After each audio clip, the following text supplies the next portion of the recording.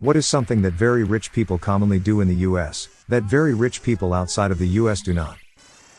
I feel like the ultra-wealthy have way more in common with each other across cultures, partly because they travel more and interact with each other more than ordinary people do, so I'm not sure they would be all that different. There is a notable difference in wealth culture around the world, though, it's slight, but it does exist. For instance, in North America it's considered somewhat gauche for rich people to flaunt their wealth.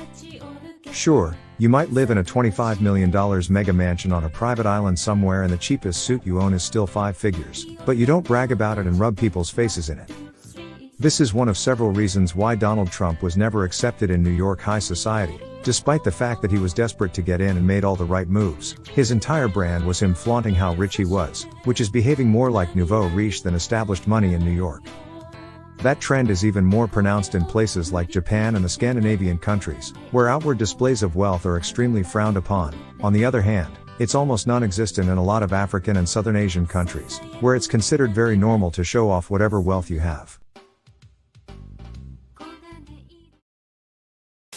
Hello. Want to know what very rich people in the US do that their counterparts outside the US don't?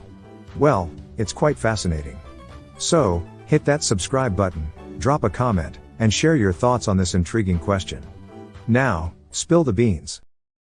As someone that has worked directly for rich people on charter yachts and met countless rich people from all over the world, the difference is more about whether they are from a poor country or wealthy country. I've found rich people from highly stratified countries like Russia, South Africa, Latin America, etc. to flaunt their wealth much more and treat their staff more inhumanely than someone from a developed country. A lot of that comes from being around such a large underclass of poor people, which allows their wealth to go to their head more than it would to an American wealthy person. I've also found old money to be much more subtle about wealth than new money, and to me that plays a major part in how they are. Old money wears LL Bean and drives a nice Lexus or Mercedes. New money wears Versace and drives a Ferrari or G-Wagon. Old money is also much more respectful to their staff. Before Below Deck was a thing, a chef on a private charter yacht did an AMA on Reddit. He said that the biggest tell was that the newly rich wanted something insane for every meal, while the wealthy would be fine with eggs for breakfast, a burger for lunch, and only really wanted something nice for dinner. I met some rednecks who became millionaires who had a pool custom built outside of their double-wide trailer, and filled it with McDonald's Happy Meal toys. Don't think many other countries have those. I have a good friend that his stepdad made a bunch of money from natural gas on his property plus get a huge check every month. You should see their double wide. Literally could have built a badass house for what they sank into it. I have a cousin that bought a triple wide. A 6-bedroom 3-bath /trailer /. If I remember right, it was just north of 3,500 square feet. It cost them something like $150K plus just to buy it and a bunch more to get it brought there and set up. And didn't last 8 years before a hurricane fucked it up. A decent double wide goes for more than $150K now, so I've noticed the wealthy people in Asia are more private with their lives. No social media activity, kids are kept out of the media, their social circles are very exclusive, not in a snobby way, but more out of safety. They're also very respectful. Source: I used to be a sales associate for Hermes. For reference on how wealthy our clients were, one of them bought his son a $190,000 watch for his high school graduation. Son didn't like it. So, he gave it to his other son who was 10 years old. Every time I feel like I'm successful and doing well, I go shop at Hermes and realize I'm not willing to spend that much on anything in there. It's beautiful, but I don't have that kind of fuck you money. Yeah, seriously.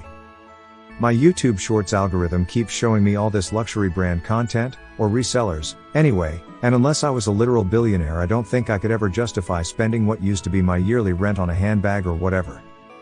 Yanks seem to like giving money to their old unis and getting wings and libraries named after themselves.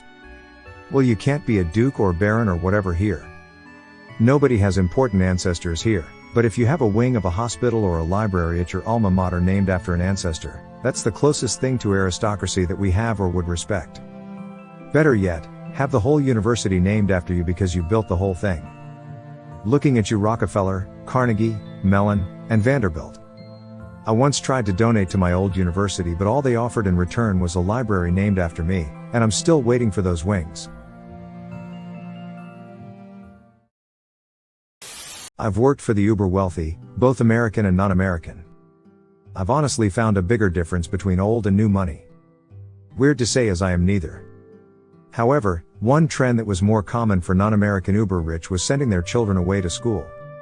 While Americans have boarding schools, they're often filled with non-Americans, and those who are sent from the US are often somewhat close to where the parents live. For example, they have a home in NYC or Connecticut and send their kids to Exeter, and you have the occasional parent that sends their child overseas for school. Most Americans like to keep their children close. If they go away, it's usually when they're in high school, even 10th grade.